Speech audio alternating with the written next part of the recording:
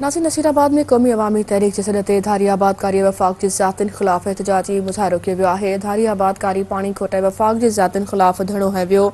एहतजाज कंदड़नि जो चवणु आहे त सिंध में धारी आबादकारी बर्दाश्त न कई वेंदी। नाज़रीन वाक़िआ अपडेट कयूं पिया नसीराबाद में कौमी अवामी तहरीक जे सदत धारी आबादकारी ऐं वफाक जी ज़ातिन खिलाफ एहतजाजी मुज़ाहिरो कियो वियो आहे।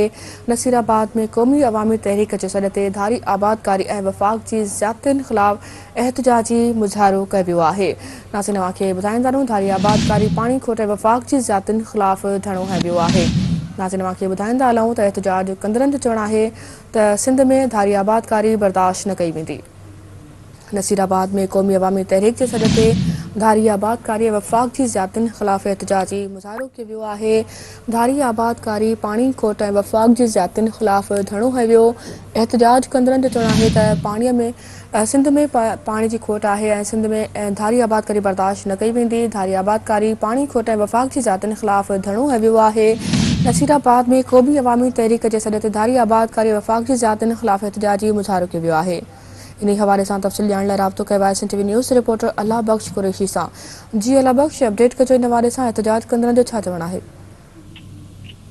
जी बिल्कुल, नसीराबाद में कौमी अवामी तहरीक पारां अफ़गाननि जी आबादकारी खिलाफ़ एहतजाजी मुज़ाहिरो कयो वियो आहे। जेको एहतजाजी मुज़ाहिरो टैक्सी स्टैंड खां शुरू थियो, जेको मुख़्तलिफ़ रस्तनि खां थींदो तालका पोस्ट अॻियां पहुतो, जिन जॻह हिमायत चुनियो ज़मीर मुज़ेरी ऐं जिन कारकुननि कई।